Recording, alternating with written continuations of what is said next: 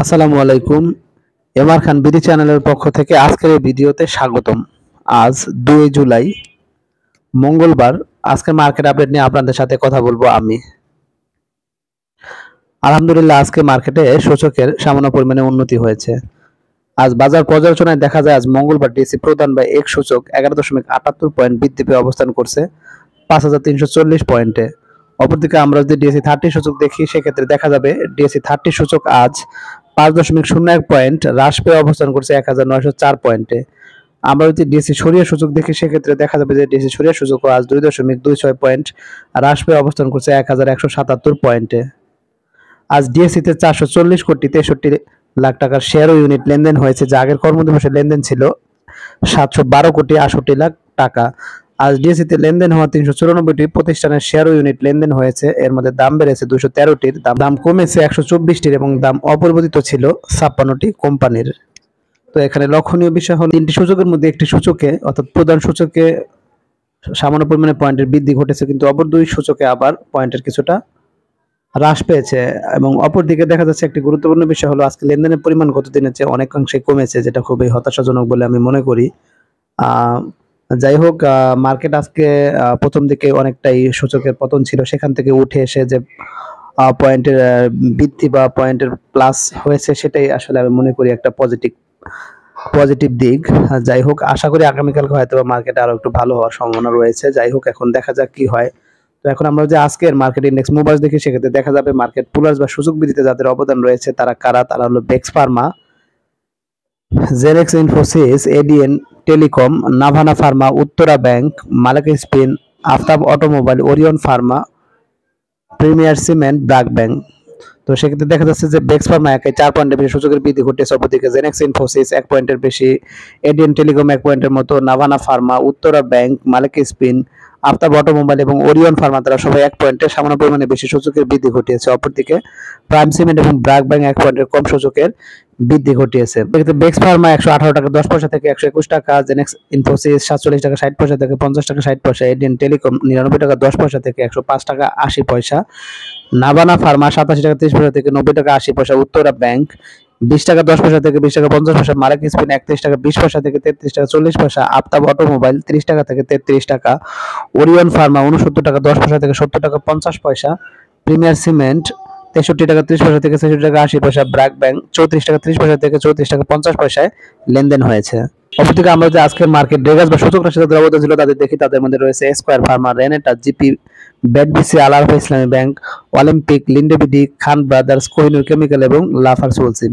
তো সেক্ষেত্রে দেখা যাচ্ছে যে স্কয়ার ফার্মা একাই আজ 5 পয়েন্টের মতো সূচকের পতন ঘটিয়েছে। অপরদিকে রেনেটা 3 পয়েন্টের মতো, জিপি 2 পয়েন্টের মতো, বেডবিসি, আল আরফা ইসলামী ব্যাংক, অলিম্পিক এবং লিন্ডেবিডি তারা সবাই 1 পয়েন্টের মতো সূচকের পতন ঘটিয়েছে। অপরদিকে খান ব্রাদার্স, কোহিনুর কেমিক্যাল এবং লাফার্স হোলসিম তারা 1 পয়েন্টের সামান্য কম সূচকের পতন ঘটিয়েছে। তো সেক্ষেত্রে স্কয়ার ফার্মা 210 টাকা 90 পয়সা থেকে 208 টাকা 70 পয়সা, রেনেটা 770 টাকা 10 পয়সা থেকে 756 টাকা 60 পয়সা, জিপি 247 টাকা 70 পয়সা থেকে 244 টাকা, বেডবিসি 322 টাকা 80 পয়সা থেকে 320 টাকা 50 পয়সা, আল আরাফা ইসলামী ব্যাংক 23 টাকা 60 পয়সা থেকে 23 টাকা 10 পয়সা, অলিম্পিক 132 টাকা 40 পয়সা থেকে 129 টাকা 80 পয়সা, লিন্ডেবিডি 1283 টাকা 20 পয়সা থেকে 1245 টাকা 60 পয়সা, খান ব্রাদার্স 98 টাকা 90 পয়সা থেকে 96 টাকা, কোহিনুর কেমিক্যাল 605 টাকা 20 পয়সা থেকে 594 টাকা 60 পয়সা এবং লাফার্স হোলসিম 62 টাকা 30 পয়সা থেকে 61 টাকা 90 পয়সায় লেনদেন হয়েছে।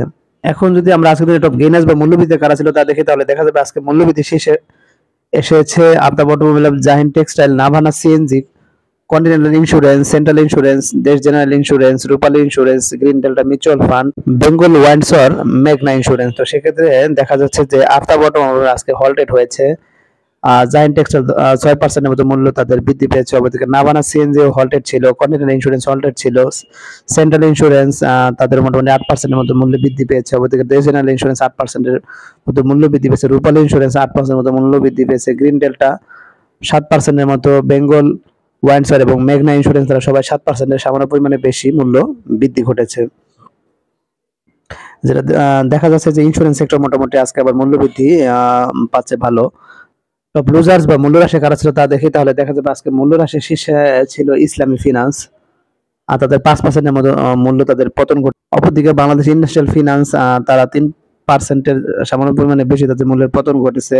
প্রগতি লাইফ ইন্স্যুরেন্স তাদেরও 3% সামান্য পরিমাণে বেশি তাদের মূল্যের পতন ঘটেছে। অপরদিকে ইউনিলিভার কনজিউমার কেয়ার, আর্মির cement, style craft, monospool paper processing, united finance ও হাইডেলবার্গ সিমেন্ট তাদের সবাই আজকে নেগেটিভ ভোল্টেজ হয়েছে, অর্থাৎ 3% মতো তাদের মূল্যের পতন ঘটেছে। এখন যদি আমরা আজকের দিনে টপ লেনদেনের শীর্ষে কারা ছিল তা দেখি, তাহলে দেখা যাবে আজকে লেনদেনের শীর্ষে উঠে এসেছে বিস hatchery, Salvo chemical, Alif industries, Asiatic lab, Malek spin, square pharma, ব্যাডবিসি, আইসিবি সোনালী এবং ফার্স্ট মিউচুয়াল ফান্ড, ফেক ডিল এবং জেমিনি সি ফুড। তো সেক্ষেত্রে দেখা যাচ্ছে বিস হ্যাচারি আজকে মোটামুটি 19 কোটি টাকার মতো লেনদেন হয়েছে, স্যালভো কেমিক্যাল 14 কোটি টাকার মতো, আলিফ ইন্ডাস্ট্রিজ 12 কোটি টাকার মতো, এশিয়াটিক ল্যাব 12 কোটি টাকার মতো, মালাক স্পিন, স্কয়ার ফার্মা 9 কোটি টাকার মতো, ব্যাডবিসি, আইসিবি সোনালী এবং ফার্স্ট মিউচুয়াল ফান্ড 7 কোটি টাকার মতো, ফেক ডিল ও জেমিনি সিফুড তারা 6 কোটি টাকার মতো লেনদেন হয়েছে, অর্থাৎ লেনদেনের পরিমাণ অনেকটাই কম ছিল আজকে। এবং আমরা যদি এখন ভলিউমের শীর্ষে কারা ছিল তা দেখি, তাহলে দেখা যাবে আজকে ভলিউমের শীর্ষে চলে আসে আইসিবি সোনালী ব্যাংক, ফার্স্ট মিউচুয়াল ফান্ড, তাদের 74,69,203টি শেয়ারের লেনদেন হয়েছে। এরপর দ্বিতীয় স্থানে আছে স্যালভো কেমিক্যাল, তাদের 35,88,386টি শেয়ারের লেনদেন হয়েছে। এরপর আছে ফেক ডিল, তাদের 34,12,062টি শেয়ারের লেনদেন হয়েছে। এরপর আছে মালাক স্পিন, তাদের 30,59,000 শেয়ারের লেনদেন হয়েছে। এরপর গোল্ডেন সোয়ান, তাদেরও মোটামুটি 27 লাখের কাছাকাছি শেয়ারের লেনদেন হয়েছে। তারপর হচ্ছে সেন্ট্রাল ফার্মা, তাদেরও 26 লাখের মতো শেয়ারের লেনদেন হয়েছে। বিস হ্যাচারি 25 লাখের মতো, এশিয়াটিক ল্যাব 24 লাখ, সাইব পাওয়ার 21 লাখের মতো শেয়ারের লেনদেন হয়েছে। অপরদিকে গোল্ডেন জুবিলি মিউচুয়াল ফান্ড, তাদের 18 লাখের মতো শেয়ারের লেনদেন হয়েছে। আমি আজকে দিনের সেক্টর বেস লেনদেন দেখি, তাহলে সেক্ষেত্রে দেখা যাবে যে আজকে যেহেতু সূচকের ভিতরে মিশ্র একটা অবস্থা ছিল, সেহেতু আজকে কিছু সেক্টরের মূল্য বৃদ্ধি পেয়েছে, অপরদিকে কিছু সেক্টর কমেছে। যদি আমরা বৃদ্ধি সেক্টর দেখি, সেক্ষেত্রে তবে jute sector, service and real estate, ceramic sector, insurance, paper processing, printing, textile, engineering sector, IT sector, travel and লেজারের মূল্য বৃদ্ধি পেয়েছে। এর মধ্যে আর সার্ভিস অ্যান্ড রিয়েল এস্টেট মোটামুটি পরিমাণে মূল্য বৃদ্ধি পেয়েছে, সিরামিক সেক্টর মোটামুটি বৃদ্ধি পেয়েছে, ইন্স্যুরেন্স মোটামুটি বৃদ্ধি পেয়েছে, আইটি সেক্টর খুবই ভালো পরিমাণে বৃদ্ধি পেয়েছে, ট্রাভেল অ্যান্ড লেজারও খুব ভালো পরিমাণে বৃদ্ধি পেয়েছে, বাকিরা সবাই মোটামুটি বৃদ্ধি পেয়েছে। অপরদিকে যদি খারাপের কথা বলি, সেক্ষেত্রে দেখা যাবে banking sector, financial institute, cement sector, food and allied, miscellaneous, tannery, fuel and power, mutual fund, telecommunication, corporate bond ও ফার্মা সেক্টর খারাপ করেছে। তো এর মধ্যে দেখা যাচ্ছে যে মিসেলেনিয়াস এবং ট্রেনারি ইন্ডাস্ট্রিজ খুবই বেশি খারাপ করেছে, কর্পোরেট বন্ড খারাপ করেছে, বাকিরা অল্প পরিমাণে খারাপ করেছে। আজকের দিনে কিছু ডিক্লারেশন দেখে সেক্ষেত্রে দেখা যাবে যে আজকে বেশ কিছু ডিক্লারেশন ছিল। সেক্ষেত্রে দেখা যাচ্ছে যে সান লাইফ ইন্স্যুরেন্স তারা 0.5% তাদের ক্যাশ ডিভিডেন্ড ঘোষণা করেছে। অপরদিকে প্রগতি লাইফ তারা 14% ক্যাশ ডিভিডেন্ড ঘোষণা করেছে। ইসলামী finance 0%, Bangladesh industrial finance 0% cash dividend ঘোষণা করেছে, যা খুবই দুঃখজনক বলে আমি মনে করি। অপরদিকে তাদের প্রত্যেকেরই নেগেটিভ ইপিএস ছিল। আর সেক্ষেত্রে দেখা যাচ্ছে প্রগতি লাইফ ইন্স্যুরেন্স 14%, তাদের ইপিএস এখনো প্রকাশ করেনি, তবে তাদের রেকর্ড ডেট 23 জুলাই 2024। তো আপনারা যদি উক্ত ডিভিডেন্ডটি পেতে চান, অবশ্যই আপনাদের উক্ত তারিখের পূর্বে শেয়ারগুলো হোল্ড করতে হবে। তো আমি এখন চলে যাবো আজকের দিনে গুরুত্বপূর্ণ কিছু নিউজে। সংখ্যা কাটিয়ে ঘুরে দাঁড়ানোর অপেক্ষা শেয়ার বাজার। তো কি বলা আছে বছরের প্রথম কর্মদিবস রোববার 2024-25 অর্থ বছরে বাজেটে ক্যাপিটাল গেইন ট্যাক্স প্রত্যাহার না করার খবরে উভয় শেয়ার বাজার নেতিবাচক প্রবণতা দেখা যায়। আজ লেনদেনের শুরুতে সংখ্যা থাকলেও দিনের শেষ ভাগ সেই সংখ্যা কাটিয়ে ঘুরে দাঁড়াচ্ছে শেয়ার বাজার। এদিন লেনদেনের শুরুতে আগের দিনে ধারাবাহিকতায় বেশ চাপে থাকে উভয় বাজার। শুরুতে দেখা যায় ভলিউম লিডারের শেয়ারগুলো যেমন স্যালভো কেমিক্যাল, এশিয়াটিক ল্যাবরেটরিজের মতো শেয়ার ক্রেতা শূন্য হয়ে যায়। দিনের সর্বনিম্ন দামেই এসব শেয়ার লাখ লাখ শেয়ার বিক্রির অফার দেখা যায়। তারপর ধীরে ধীরে শেয়ারগুলো ক্রেতা ফিরতে শুরু করে এবং এক পর্যায়ে শেয়ারগুলোতে চাঙ্গা ভাব বিরাজ করে। তো বাজার সংশ্লিষ্টরা বলেছেন শেয়ার বাজারে এখন প্রায় সব শেয়ারে বিনিয়োগ উপযোগী। বিচার বিশ্লেষণ করে এখন শেয়ার বিনিয়োগ করলে মুনাফা হওয়ার সম্ভাবনা শতভাগ। তারা মনে করছেন বাজারে বড় বিনিয়োগকারী এরা ধীরে ধীরে শেয়ার সংগ্রহ করছেন, তাদের সংগ্রহ শেষ হলে যে কোনো সময় বাজার বর্ধনের চাঙ্গা ভাব দেখা যেতে পারে। যাই হোক, বিষয়টি অবশ্যই ইতিবাচক দিক বলে আমি মনে করি যে বড় বড় বিনিয়োগকারীরা হয়তো বা দেখা যাচ্ছে অল্প অল্প করে শেয়ার সংগ্রহ করছে এবং যখন তাদের শেয়ার সংগ্রহ শেষ হয়ে যাবে দেখা যাবে যে আস্তের উপর তারা মার্কেটকে আবার উঠিয়ে দিয়েছে, তখন সাধারণ বিনিয়োগকারীরা দেখা যাচ্ছে আবার তাদের পোর্টফোলিও শূন্য। যাই হোক, আমি মনে করি সাধারণ বিনিয়োগকারীরা যদি ভেবেচিন্তে বুঝে শুনে ভালো শেয়ার ইনভেস্টমেন্ট করে অবশ্যই সেখান থেকে প্রফিট গেইন করা সম্ভব। তবে অবশ্যই হতাশ হয়ে সবগুলো শেয়ার সেল করা যৌক্তিক বলে আমি মনে করি না। অবশ্যই জেনে বুঝে তারপরে বাই সেল করা উচিত। আশা করি যে আগামীতে হয়তো বা মার্কেট কিছুটা হলে ঘুরে দাঁড়াবে। তো এখন আমি চলে যাবো পরবর্তী একটি নিউজে। টেকনোড্রাক্সের আইপিও শেয়ার বরাদ্দ।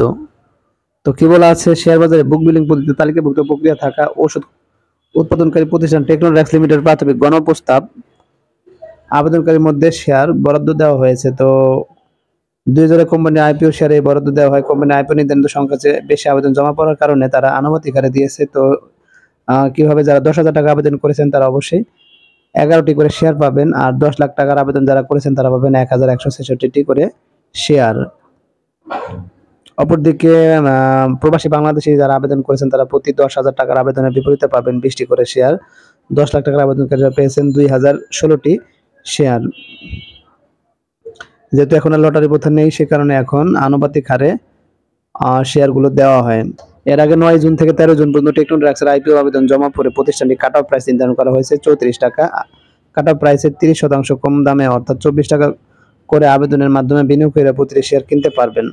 তো কোম্পানিটি জানা আইপিওর মাধ্যমে সংগৃহীত অর্থ কোম্পানির নতুন যন্ত্রপাতি ক্রয়, বিএমআরআই, নরসিংদীতে কারখানা ভবন নির্মাণ, গাজীপুরে কারখানা আংশিক ঋণ পরিশোধের ইস্যু ব্যবস্থাপনায় খরচ করতে তারা ব্যয় করবেন। যাই হোক, টেকনোড্রাক্সের আইপিওর শেয়ার যারা পেয়েছেন অর্থাৎ 10,000-এ 11টি করে শেয়ার পাবেন।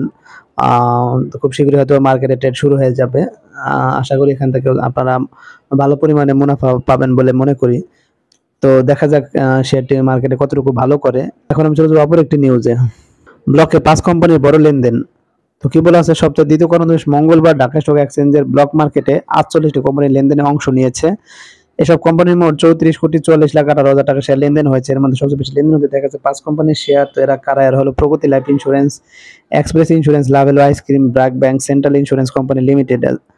আজ এই 5 কোম্পানির মোট শেয়ার লেনদেন হয়েছে 19,70,00,000 টাকারও বেশি। তো যাই হোক, এই 5 কোম্পানি সম্পর্কে আপনারা অবগত থাকতে পারেন বা একটু খেয়াল রাখতে পারেন। এর মধ্যে 2-1টা ভালো কোম্পানি রয়েছে। তো প্রয়োজনে বিনিয়োগ করতে পারেন। অবশ্যই বিনিয়োগ করার পূর্বে ভেবেচিন্তে আপনাদের ইনভেস্টমেন্ট করা উচিত বলে আমি মনে করি।